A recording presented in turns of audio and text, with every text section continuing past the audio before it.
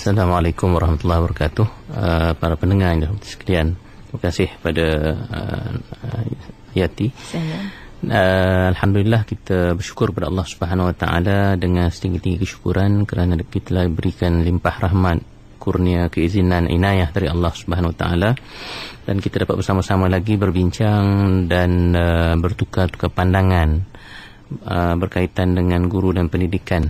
Dan alhamdulillah kita juga diberikan kesempatan dan kekuatan dari Allah SWT untuk menemui sekali lagi hari Maulidur Rasul yang akan kita rayakan pada minggu depan pada 12 Rabiul Awal, dan hari ini tak silap 3 Rabiul Awal. Ya. Jadi memang baik sekali sebenarnya kita rayakan itu dalam jangka yang lebih panjang. Betul. Bukan hanya hari itu saja. Ya. Dan Rasulullah SAW ini dia baginda bukan sebarangan insan. Betul Al-Quran menyatakan bahawa Rasulullah itu manusia seperti kita. Seperti yang kita selalu sebut dalam Al-Quran, Qul innama ana basyarum mithlukum, katakan sungguhnya aku ini bashar seperti kamu. Bashar ni maknanya insan, dalam erti kata manusia yang punya sifat basyari. Ini maknanya sifat yang ada darah, daging, yang sifat jasmani seperti kita. Di situ dari aspek itu memang kita lihat Rasulullah itu insan yang biasa seperti kita. Tetapi kita kena ingat ayat itu juga menyatakan bahawa Qul innama ana basyarum mithlukum yuha ilayya, disambung dengan walaupun aku ini insan seperti kamu, manusia seperti kamu, tapi aku diberikan wahyu oleh Allah Subhanahu Wa Taala. Jadi itu sendiri tambahan daripada ayat itu sendiri telah menggambarkan walaupun Rasulullah itu insan biasa, tapi dia dah tak sama dengan kita. Sebab dia diberikan wahyu. Betul. Dan berapa ramai yang diberikan wahyu oleh Allah SWT di kalangan manusia. Dahlah begitu, Rasulullah ini pula merupakan sayyid, merupakan ketua kepada semua yang diberikan wahyu ini. Kan? Di kalangan para rasul yang diberikan wahyu pun Rasulullah masih lagi menduduki tempat yang tertinggi. Betul. Jadi sudah pasti itu jauh meninggalkan kita dari segi kedudukan yang ada pada baginda Rasulullah SAW. Jadi sudah tentu baginda merupakan insan yang paling istimewa, yang harus kita selalu ingat. Kalau boleh janganlah minggu Maulidur Rasul ni sahaja, setiap waktu. Sebab itu selawat itu kita harus sebut pada setiap waktu. Dan bayangkan Yati, kalaulah orang berselawat itu setiap waktu, dan memang orang akan berselawat setiap waktu. Kenapa? Kerana orang bersemayang setiap waktu. Betul, betul. Walaupun masa ni di Kuala Lumpur ni orang tak semayang, orang dah solat dah asar dan belum lagi solat maghrib. Tetapi di tempat-tempat lain atas dunia ini, kerana waktu kita punya medan waktu yang berbeza-beza itu, ada orang sedang solat sekarang ni dan sedang menyebut selawat kepada Rasulullah SAW yang merupakan rukun dalam solat. Dan orang yang lewat semayang pun mungkin sekarang ni baru nak solat asar, kan? Jadi hampir setiap saat kehidupan, setiap detik itu akan ada orang yang memuji Rasulullah SAW. Hebat tak hebatnya? Saya tak pasti sekarang ni berapa orang yang sedang menyebut nama saya sekarang ni atas dunia ni. Hampir tak ada, saya ingat. Kalau anak saya teringat saya dekat rumah atau kat sekolah mungkin dia sebut. Tapi saya rasa sekarang dia tengah belajar, tak mungkin dia sebut nama saya. Isteri saya pun mungkin sedang sibuk bekerja, juga mungkin tak menyebut nama saya. Mak saya kat kampung pun mungkin sibuk masak pun tak sebut nama saya. Jadi hampir tak ada orang sebut nama kita masa ini. Tetapi Rasulullah setiap saat itu orang menyebut nama Rasulullah dalam bentuknya yang cukup indah. Pujian, kan? Salawat itu kan pujian. Betul.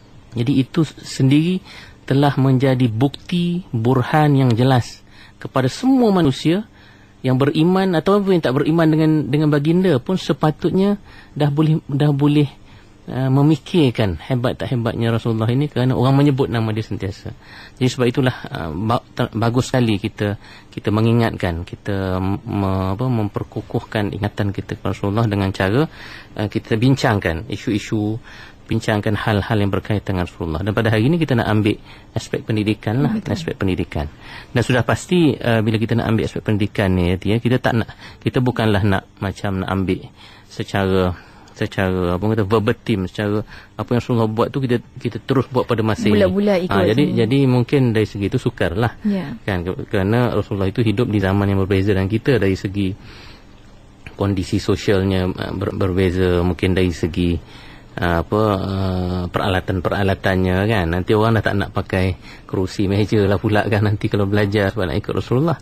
Tetapi yang kita nak ambil itu ialah semangatnya, iaitu ialah prinsip-prinsip pendidikan yang diajarkan oleh Rasulullah SAW itu kepada kita, dan itu pun yang Rasulullah tinggalkan kepada kita. Betul. Sunnahnya itu meliputi semua yang Rasulullah buat, termasuklah prinsip-prinsip utama yang ada pada kehidupan Rasulullah itu yang harus kita ikuti. Jadi mungkin saja kita ni nak ikut Rasulullah dari segi berpakaian, ada yang nak ikut Rasulullah dari segi berkahwin kan. Itu sunnah tu, saya nak ikut sunnah Rasulullah, jadi sibuk nak bercakap tentang kahwin lebih kan. Tak apalah. Tetapi saya rasa yang lebih essential lagi, yang lebih utama dalam kita nak menghayati Rasulullah ini adalah dari segi prinsip-prinsip agama yang utama yang diajar oleh Rasulullah kepada kita itu, termasuklah prinsip pendidikan. Sebab pendidikan ini dia merupakan asas kepada pembinaan sebuah tamadun, asas kepada pembinaan sebuah masyarakat yang baik, dan asas perubahan. Sebab 2 minggu lepas kita bercakap tentang perubahan kan. Kalau nak berubah ke, nak transform ke, ataupun nak reform ke, mestilah asasnya itu asas ilmu. Dan bagi saya Rasulullah lah yang sebenarnya guru kita yang paling utama dalam memberikan mutiara-mutiara hikmah dalam pendidikan ini. Sebab itu ada satu hadis Yati yang menyebut bahawa innama bu'istu mualliman. Selalu kita baca innama bu'istu diutammima makarimal akhlak. Sungguhnya Nabi kata, aku ini diutuskan untuk menyempurnakan akhlak yang mulia. Itu selalu dipetik. Dan yang betul Rasulullah itu datang merubah dari segi akhlak manusia, daripada buruk, daripada orang Arab yang suka berperang, orang Arab yang suka berpuak-puak, orang Arab yang suka membunuh anak perempuan, minum arak, kepada masyarakat yang begitu baik akhlaknya. Jadi itulah sebenarnya mujaddid yang terbesar, perubahan yang terbesar yang dibuat oleh Rasulullah. Tapi satu hadis lainnya menyebut inna bu'istu mualliman oleh Ibnu Majah, yang bermaksud sesungguhnya aku ini diutuskan sebagai guru. Jelas di situ bahawa Rasulullah itu datang, antara tugas utamanya kepada kita umat Nabi Muhammad ni ialah untuk mengajar kita, dan dalam Al-Quran juga banyak sekali ayat-ayat yang membuktikan bahawa Rasulullah itu datang kepada kita memang untuk mengajar. Misalnya fa innama ala rasulinal balaghul mubin, kata Al-Quran, maka sesungguhnya kewajiban Rasul kami itu ialah untuk menyampaikan kebenaran itu dengan jelas. Mubin itu dengan jelas. Jadi itu guru lah. Kalau menyampaikan dengan jelas ni siapa lagi kan kalau bukan guru. Jadi sebab itu kalau nak bertanya tentang tadi ciri-ciri itu, mungkin saya sebut beberapa lah. Kalau tak habis hari ini kita sambung pada minggu hadapan. Antaranya ialah kecintaan terhadap ilmu itu sendiri. Itu merupakan antara ciri yang dibawa oleh Rasulullah.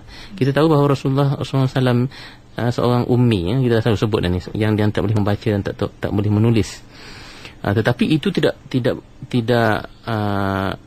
membawa kepada kesimpulan Rasulullah pun nak pastikan yang lain-lain juga tidak boleh membaca dan tidak boleh menulis. Lebih-lebih lagi apabila wahyu yang pertama yang diturunkan kepada Rasulullah itu suruh membaca. Betul. Suruh membaca. Walaupun Rasulullah kata ma ana biqari'in, aku bukan seorang yang boleh membaca. Tetapi hakikat bahawa Allah menurunkan wahyu yang pertama itu adalah berkaitan dengan membaca, menunjukkan bahawa perkara itu begitu penting sekali.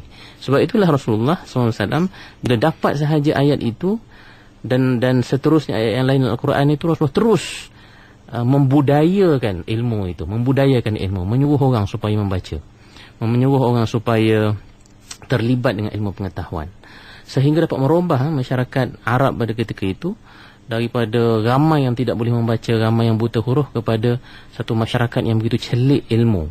Celik hakikat kebenaran, yang hakikat ilmu yang datang daripada pelbagai sumber. Dan kalau kita lihat sirah Rasulullah SAW itu, kita pernah dengar bahawa hatta begitu concern, begitu prihatin Rasulullah tentang ilmu ini, tawanan perang Badar itu contohnya diberi syarat mengajar ilmu kepada anak-anak orang Islam. Kan, maknanya musuh pun sebagai orang kata syarat untuk lepas itu, syaratnya ialah mengajar. Kalau maknanya kita nak belajar pun tak kira siapa pun, tak kira. Musuh pun musuh yang ada nilai keilmuan itu pun kita ambil juga. Betul. Kalau kita tangkap musuh mesti duit dulu yang kita minta kan, bagi duit dulu kan. Tebusan. Tebusan. Tetapi Rasulullah itu antara syarat utama yang diberikan kepada tawanan perang. Dan kemudian Rasulullah juga bukan hanya menyuruh di kalangan sahabat-sahabat yang lelaki, tapi yang perempuan juga. Ini pun salah faham. Kadang-kadang orang kata Islam ni mengenepikan wanita. Zaman Rasulullah tu hanya lelaki sahaja, sahabat-sahabat yang pandai, yang ada ilmu. Tapi dalam banyak kes juga yang kita lihat bahawa Rasulullah juga pernah dalam satu ketika Rasulullah meminta misalnya Safah Al-Adawiyah untuk mengajar isterinya Sayyidah Hafsah untuk menulis dan membaca. Isterinya Aisyah sendiri merupakan salah seorang daripada periwayat hadis yang begitu banyak sekali yang dapat daripada Rasulullah dan mengajarkan juga kepada yang lain. Dan kalau kita lihat bagaimana Rasulullah dalam rumahnya itu pun ada satu sudut yang khas dipanggil sufah, kan? Sufah.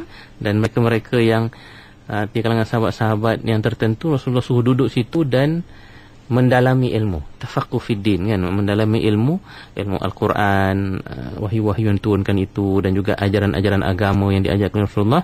Ada sekelompok yang Rasulullah tugaskan untuk mendalami ilmu itu, dan yang akhirnya Rasulullah juga menghantar mereka ini supaya berdakwah ke tempat yang lain.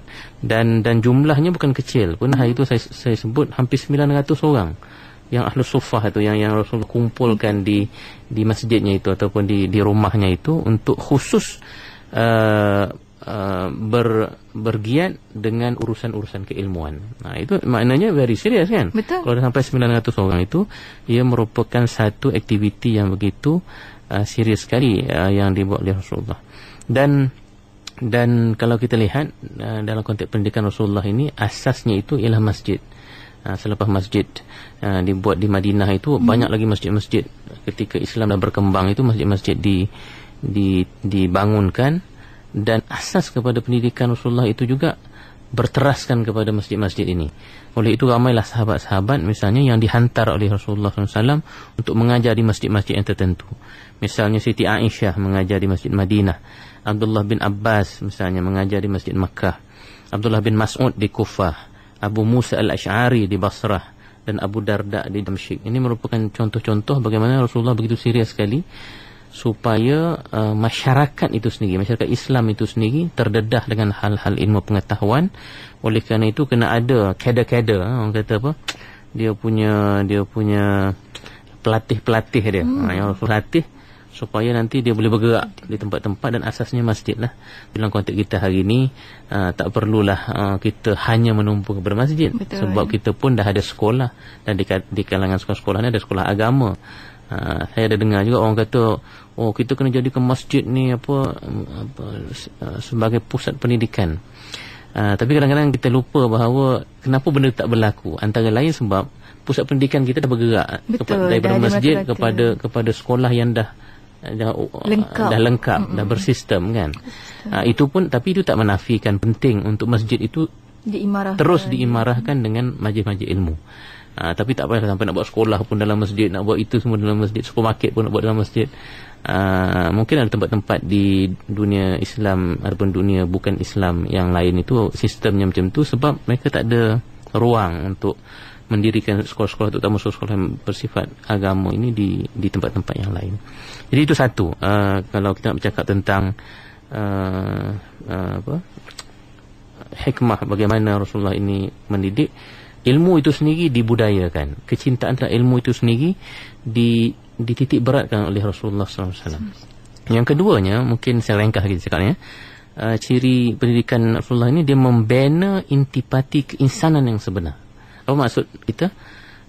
Iaitu dalam mendidik ini yang ditekankan, yang difokuskan oleh Rasulullah itu ialah aspek kemanusiaan itu sendiri. Saya pernah sebut hari itu apa yang kita maksudkan ini. Maksudnya dalam konteks manusia ini, yang paling asasi sekali dalam diri insan ni ialah akal dan rohnya. Akal dan rohnya.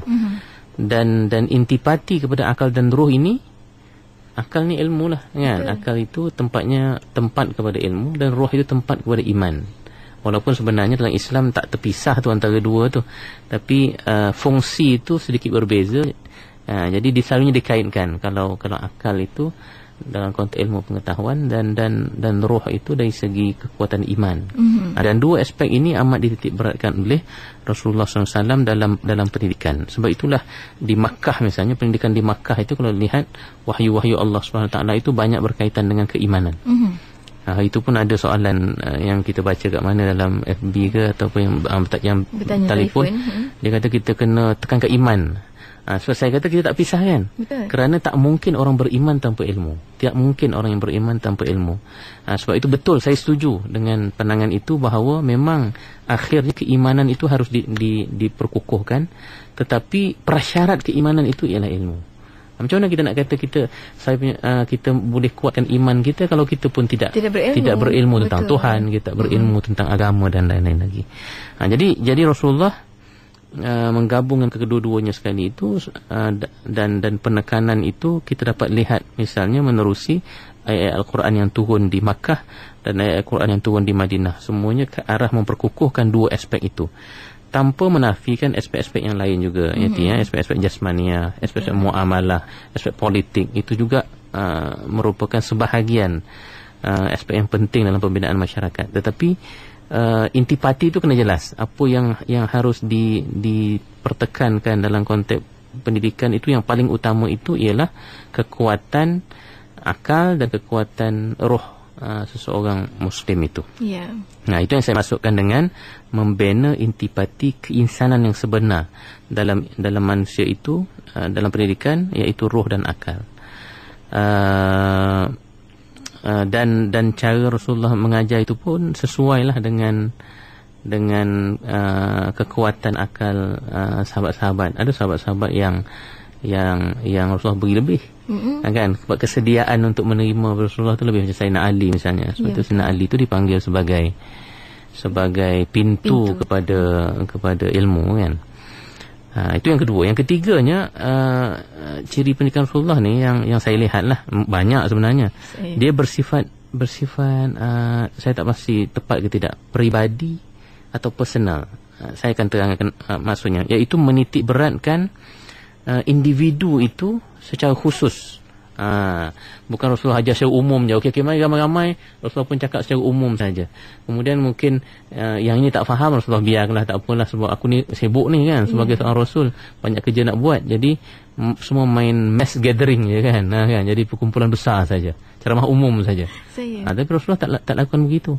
Rasulullah memang pergi satu persatu. Sebab itu banyak sekali hadis-hadis, kita tengok sahabat datang seorang-seorang kepada Rasulullah dan bertanya, misalnya soalan yang selalu popularnya, dia mereka bertanya, apakah benda yang paling penting untuk aku buat, ya Rasulullah? Apakah perkara yang paling baik, ahsanu amal? Apakah perkara yang amalan yang paling baik untuk aku lakukan? Dan kalau kita tengok, Rasulullah jawab pun berbeza-beza. Untuk orang ni Rasulullah kata as-salatu ala waqtiha, hendaklah kamu semayang pada waktunya. Ada seorang tu Rasulullah jawab ialah birrul walidain, hendaklah kamu membuat baik kepada ibu bapa. Soalannya sama, tapi jawapan Rasulullah berbeza kerana kondisi sahabat itu berbeza-beza, berbentuk individu. Itu saya kata peribadi. Maksud Rasulullah benar-benar melihat keperluan peribadi, personal sahabat itu. Bukan main borong aja. Saya bagi 5 ni, semua kena buat benda yang sama. Tidak. Rasulullah melihat perkembangan satu persatu para sahabat itu, dan sebab itu kualiti para sahabat ni hebat. Betul. Ada yang ni hebat begini, ada yang seorang lagi hebat begitu, ada yang hebat berperang, Khalid ibn Al-Walid misalnya, ada yang ilmunya hebat, Abdullah bin Mas'ud misalnya. Jadi Rasulullah nampak, bahasa sekarang ni potensi lah, kan? Rasulullah melihat potensi-potensi yang ada pada sahabat itu, dan Rasulullah pergi satu persatu, secara personal dan peribadi, kepada sahabat-sahabat itu, dan dia tutor lah, kan, dia Rasulullah baginda menjurus, mengajar itu dan ini kepada para sahabat sekalian. Saya laju sikit lah sebab kita mungkin, dan yang keempat, saya bagi 5 semua. Yang keempat, sifat pendidikan Rasulullah ini dia bersifat akhlaki. Akhlaki ni maknanya dia punya matlamat akhirnya itu ke arah membina peribadi akhlak yang baik, membina adab yang baik dalam diri para sahabat. Dia bukan sekadar belajar ataupun mendidik ini kerana nak bagi dia boleh kerja, kan. Ini aku bagi kau pendidikan nanti boleh kerja bagus nanti dekat Madinah, boleh kerja bagus dekat Kufah. Bukan itu cara Rasulullah. Cara Rasulullah ialah nak mendidik akhlak pribadi setiap diri para sahabat itu. Jadi sebab itu dia punya implikasinya seluruh tanah Arab itu jadi berubah daripada masyarakat jahiliyah yang jahil, yang buruk perangainya, kepada masyarakat yang sungguh halus budi pekertinya, yang berubah kemuliaan mereka daripada sebelum ni yang mulia ialah yang paling kaya, sebelum ni yang mulia ialah yang paling banyak anak lelaki, sebelum ni yang paling mulia ialah yang paling banyak biri-biri dan juga untanya. Sebelum ni yang paling mulia ialah yang punya kabilah yang paling besar, kepada perubahan yang paling mulia ialah yang paling bertakwa kepada Allah Subhanahu Wa Taala. Jadi perubahan tu daripada horizontal begitu dia dah naik ke atas ke vertikal. Yang baik di kalangan kamu ialah yang paling bertakwa kepada Allah Subhanahu Wa Taala. Jadi kan dah lain itu. Maknanya orang dah tak sibuk dah nak mengangkat martabat ataupun status sosial masing-masing kan, nak jadi lebih kaya, nak jadi lebih lebih handsome kan, ya, orang semua puji, ataupun nak jadi lebih itu dan lebih ini, hanya berdasarkan kepada keduniaan. Rasulullah dah mengangkat darjat dan martabat mereka supaya melihat kemuliaan itu ke atas kepada Allah Subhanahu Wa Taala. Sebab itu akhlak jadi berubah. Betul. Kerana kalau kita kuat takwa kepada Allah Subhanahu Wa Taala dan iman dan ilmu, insya-Allah perubahan itu perubahan yang mendasar, perubahan yang melibatkan akhlaki, bukan sekadar perubahan jasmani dan perubahan material. Dan yang akhir sekali yang kita dapat lihat daripada Rasulullah ini, Rasulullah memberikan contoh, Rasulullah menjadikan misal, tauladan kepada para sahabat. Rasulullah buat dulu, senang cerita. Betul. Rasulullah buat dulu apa-apa saja yang melibatkan akhlak yang mulia. Rasulullah itulah sebenarnya orang yang paling mulia akhlak. Jadi dia bukan sekadar teori saja, cakap saja macam ni yang baik itu ini dan yang baik itu. Para sahabat boleh melihat sendiri cerminan ketinggian nilai akhlakiah itu pada diri Rasulullah SAW itu sendiri. Sebab itu tadi disebut innama bu'istu li utammima makarimal akhlak. Memang Rasulullah itu dihantar oleh Allah SWT untuk menyempurnakan akhlak yang mulia. Dan ketika ditanya kepada istrinya Aisyah, bagaimana akhlak Rasulullah ini, maka Aisyah menjawab, kana khuluquhul Quran. Adalah sesungguhnya akhlak Rasulullah inilah Quran. Maknanya yang kita baca dalam Quran yang bagus-bagus, indah-indah itulah akhlak Rasulullah SAW. Hebat tak hebatnya. Jadi pendidikan bermula dengan diri. Kan? Leadership through example. Kan? Kepimpinan melalui teladan. Bukan kepimpinan saja, segala benda. Aspek sosialnya, aspek pendidikannya, semuanya berteraskan kepada diri Rasulullah dulu. Kemudian orang lihat, dan maknanya tak perlu banyak cakap lah Yati. Betul. Walaupun Rasulullah banyak juga berkata-kata, tetapi body language Rasulullah itu juga banyak menambahkan lagi pengajaran-pengajaran dan pendidikan. Sehingga orang boleh lihat dan terus buat tanpa banyak nak bertanya ke, berteori ke dan lain-lain lagi.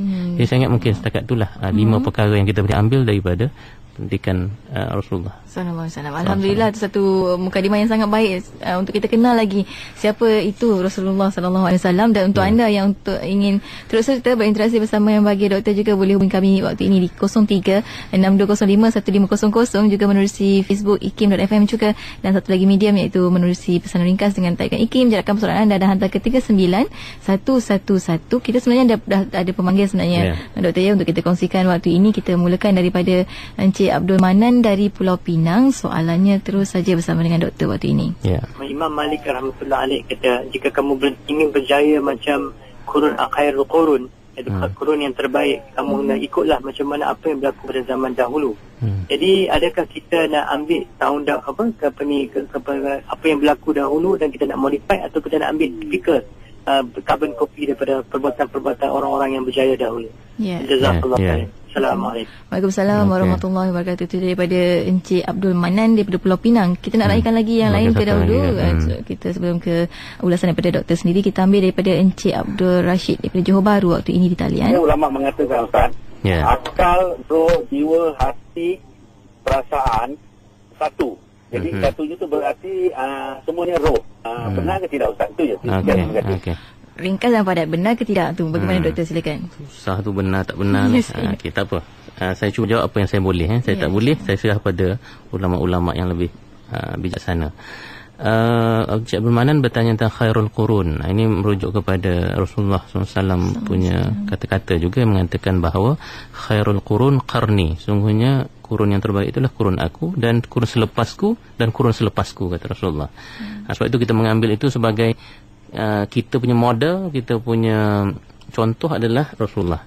Macam mana tradisionalnya kan orang sebut apa, duduk padang pasir abad ke-7 Hijrah, abad ke-7 Hijrah, abad ke-7 Masihi misalnya. Maknanya ramai orang kata macam mana kita nak ikut, ini dah 1400 tahun kan. Tetapi kita masih yakin, sebagai seorang Islam kita yakin bahawa contoh kita yang terbaik itu masih Rasulullah SAW. Tetapi itulah kita harus melihat, soalan tadi kita harus melihat dari sudut intipati, dari sudut prinsip-prinsipnya, dari sudut semangatnya itu. Tidak ada masalah kalau ada yang nak berbeza pandangan, nak mengatakan saya nak pakai macam Rasulullah juga, pakai serban, pakai jubah, itu pun sebahagian daripada sunnah Rasulullah. Hatta yang agak lebih jauh tu nak bersugi pun masih sugi yang sama seperti Rasulullah. Walaupun ada pandangan ulama mengatakan yang pentingnya itu ialah menggosok gigi itu, bersugi atau yang lain itu perkara kedua. Tetapi saya rasa yang lebih lagi penting ialah intipati dan semangat yang ada dalam sunnah Rasulullah SAW itu. Sebab itu pendidikan ini yang seperti yang saya sebut tadi, saya sebut tu semuanya dia punya intipati tu. Tetapi pelaksanaannya itu harus kita melihat kepada kesesuaian zaman lah, kepada kesesuaian zaman. Misalnya tadi kita bercakap tentang yang nak digiatkan oleh Rasulullah itu ialah kecintaan terhadap ilmu. Internet tak ada zaman Rasulullah kan. Facebook tak ada. Tetapi adakah kita tak boleh menggunakan itu, ataupun kalau kita guna tu tak sunnah lah kan. Tetapi itulah ruang-ruang yang ada pada zaman kita, dan ruang itu sebenarnya dia facilitate, dia membantu sebenarnya, memudahkan lagi untuk ilmu itu berkembang kepada semua orang. Dinamika dia. Jadi itu semangat sunnah juga. Kerana Rasulullah sunnahnya ialah nak supaya orang cintakan ilmu, supaya ilmu itu tersebar, supaya orang boleh membaca. Dan sekarang ini kalau yang boleh membaca itulah menerusi mungkin program-program yang adalah internet yang memudahkan kita membaca apa semua, kenapa tidak kita mengambil manfaat daripada itu. Jadi saya punya pandangan ni, pandangan saya lah, eloklah kita melihat intipati, semangat dan prinsip yang ada daripada contoh Rasulullah itu, dan kita sesuaikan ikut zaman kita. Yang keduanya, Encik Abdul Rashid tadi bertanya tentang akal, roh, saya ingat qalb dan nafs. Sebenarnya ini diambil daripada perbahasan Imam Al-Ghazali dalam kitabnya Ajaibul Qalb dalam Ihya Ulumuddin. Memang mengikut pandangan Imam Al-Ghazali, walaupun istilahnya itu banyak, ada 4, akal, roh, qalb dan nafs. Tetapi hakikatnya kata Imam Al-Ghazali, dia merujuk kepada satu perkara, iaitu aspek ruhaniyah dalam diri manusia. Kenapa kita kata begitu? Kenapa Imam Al-Ghazali berpandangan begitu? Kerana macam ni, Yati. Kalau saya tanya Yati, kat mana letaknya akal Yati lah kan, atau akal saya lah, boleh tak kita locate dia dari segi locus dia, dari segi tempat dia, tempat yang di mana betul-betul di mungkin otak Yati kata ada sebelah kiri otak saya, kan, itu yang dikatakan akal. Sedangkan akal ni dia benda rohani, dia benda spiritual. Betul. Dia bukan benda fizikal. Tak pernah lagi seorang pembedah, surgeon yang hebat macam mana pun, bila dia belah otak manusia, dia jumpa yang dipanggil akal, yang kita berfikir tu. Tak ada kan? Otak tu jumpalah otak yang apa yang tu kan. Yang boleh pun describekan sebagai ada neutron itu sajalah ya. Ini menarik. Saya tak nak simplify benda ini kerana dalam zaman moden ni ada orang bercakap tentang neuroscience, neuroscience. Ada istilah mind, minda dan lain-lain lagi.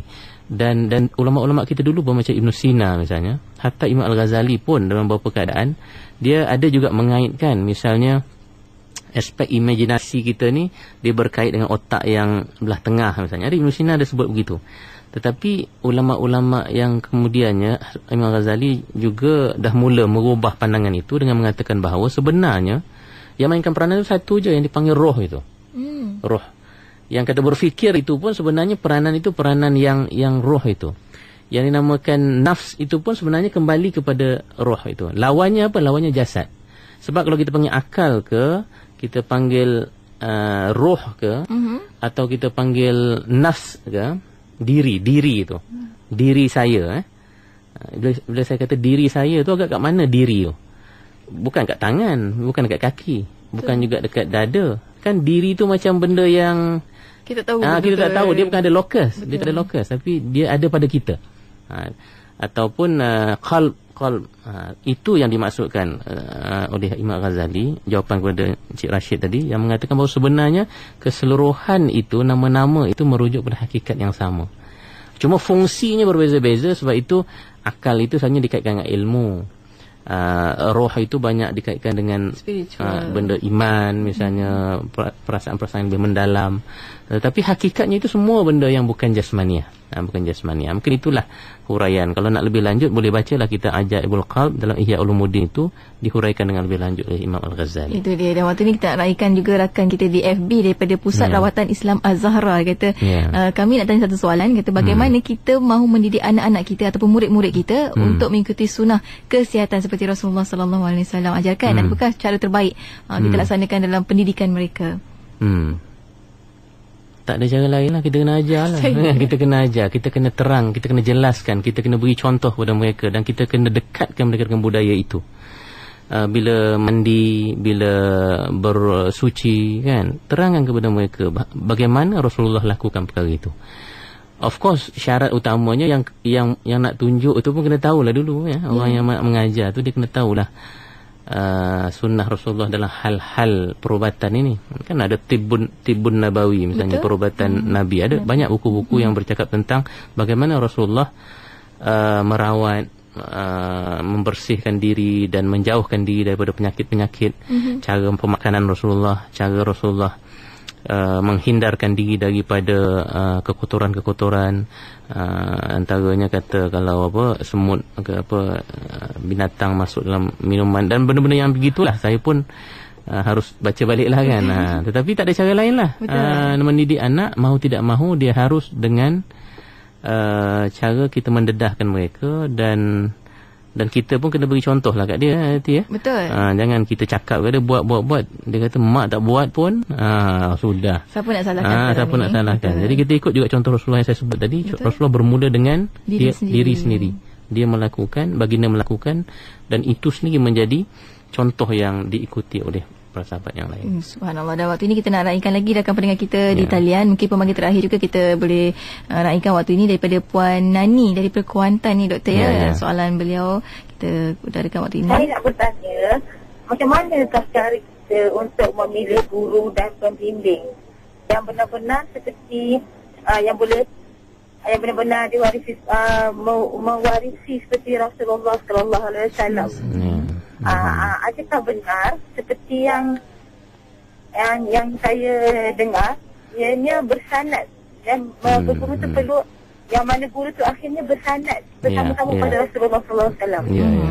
Jadi itu saja. Terima kasih Cik Nani, Puan Nani kita. Dan bila cakap bersanad ni sebenarnya kadang-kadang orang pun tak faham apa tu bersanad sebenarnya. Ini pun soalan yang penting sebab persoalan ni timbul sekarang ini kerana ada sebahagian masyarakat yang begitu concern tentang daripada sumber mana kita dapat ilmu, kan.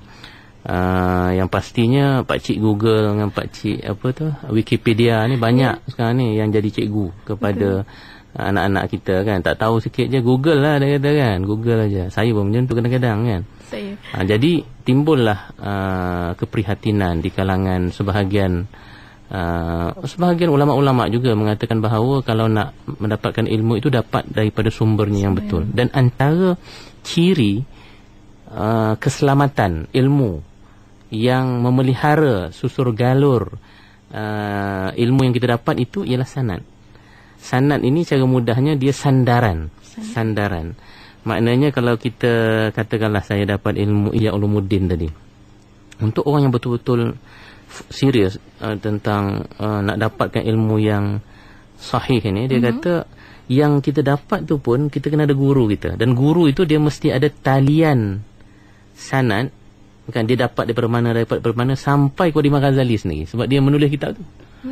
Kalau hadis pula kita harus mendapat sanad yang berterusan sampai kepada Rasulullah SAW. Okey, pandangan saya begini. Tidak kita nafikan bahawa sanad ini amat penting dan dapat membantu kita dari segi memelihara ilmu. Tetapi itu tidak menafikan bahawa ada juga ulama-ulama yang hebat yang boleh memahami karya-karya ulama yang sebelumnya tanpa berguru dengan ulama itu pun. Itu ada kehebatan. Kadang itu pun Tuhan beri hidayah dan juga inayah kepada ramai ulama-ulama kita yang boleh memahami Al-Quran, boleh memahami imam-imam yang terdahulu walaupun tak berjumpa, walaupun jauh, dengan kefahaman yang betul. Jadi saya ingat kita kena gabungkan. Betul. Orang yang mampu untuk mengambil sanad, dia boleh teruskan dengan pengambilan sanad, dan sudah pasti kalau sanad itu dapat membantulah dari segi pemeliharaan talian ilmu itu sampai kepada kita. Tetapi tak semua kita boleh buat begitu kan. Jadi tidak salah. Yang penting ilmu-ilmu alat kita kena cukup lah kan? Ilmu alat saya maksudnya belajarlah ilmu agama, belajarlah ilmu bahasa Arab, belajarlah ilmu ilmu bahasa, ilmu hadis, ilmu Quran. Dan dengan ilmu-ilmu itu sebenarnya dapat membantu kita untuk membaca kitab-kitab, baca Quran sendiri dan memahaminya. Dan di samping guru-guru yang mengajar kita lah. Jadi mungkin sebahagian guru kita itu ada yang mungkin ada sanad, ada sebahagian guru yang tak ada sanad. Tetapi akal dan kefahaman guru-guru ini pun pelbagai. Ramai juga yang boleh menghuraikan sesuatu dan faham sesuatu daripada matan-matan ataupun kitab-kitab ini dengan baik. Kadang-kadang berbanding dengan orang yang ada sanad juga. Saya pun ada pengalaman, kadang-kadang orang yang ada sanad pun dia mungkin hanya mendapat sahaja sanad itu dan menghafalnya. Tetapi sebahagian ulama ataupun guru ini, mereka boleh memikirkan dengan mendalam makna-makna dan menambah lagi mutiara-mutiara ilmu daripada apa yang dibaca. Dan saya rasa ulama-ulama ramai yang begitu, kerana kekuatan akal, kekuatan jiwa dan roh yang diberikan oleh Allah SWT itu, mereka dapat memahami dan dapat ilham dari Allah SWT walaupun tidak bersanad. Betul. Walaupun tidak mengambil sanad daripada mana-mana ulama. Subhanallah, macam-macam cara sebenarnya kita boleh lakukan. Maknanya kita tak nafikan kepentingan sanad itu. Tetapi jangan sampai ke tahap semua ilmu kita, kalau tak ada sanad kita nak belajar. Jadi susahlah begitu, sebab mungkin terhad kan mereka-mereka yang punya sanad ini terhad. Tapi yang pentingnya guru itu pun harus kita lihatlah. Macam tadi soalan tadi, macam mana kita nak menilai guru? Guru yang akhlaknya baik, ilmunya tinggi, orangnya wara dan tawaduk kepada ilmu kan. Benda-benda itu, ciri itu kita boleh cari dan kita boleh pelajari apakah dia ciri-ciri utama. Tu dia kata orang tu, kita tak akan kenal orang macam mana kita nak mempelajari sesuatu. Kita kena belajar daripada orang yang betul-betul dia arif dan betul-betul menguasai ilmu yang mereka akan bakal kongsikan. Dan nampaknya kita pun sudah sampai ke penghujung pertemuan sebenarnya, Doktor, ya. Mungkin sebagai kesimpulan atas tajuk kita, mutiara hikmah dari pendidikan Rasulullah ni bagaimana? Kita dah sebutkan tadi beberapa ciri lah daripada sifat pendidikan Rasulullah ini.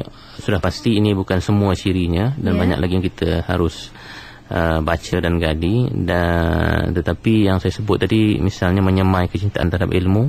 Yang keduanya membina intipati keinsanan yang sebenar, maknanya roh dan akal manusia itu. Yang ketiganya, Rasulullah punya pendidikan ini bersifat personal. Kita huraikan tadi yang dengar tadi fahamlah. Personal itu maksudnya Rasulullah melihat secara individu pembinaan ilmu yang ada pada para sahabat itu. Tak ada pukal pun. Bukan secara pukal, secara umum macam saja. Yang keempatnya bersifat akhlaki. Akhirnya bermatlamatkan kepada pembinaan akhlak yang baik. Dan yang kelimanya, Rasulullah bermula dengan dirinya. Dari baginda sendiri memberikan contoh, dan akhirnya contoh tauladan Rasulullah itulah yang dapat diikuti oleh para sahabat yang lain, dan kepada kita, sampailah kepada kita sekarang ni pun banyak sekali contoh-contoh yang diberikan oleh Rasulullah itu dapat menjadi cahaya petunjuk kepada kita ke arah kebenaran.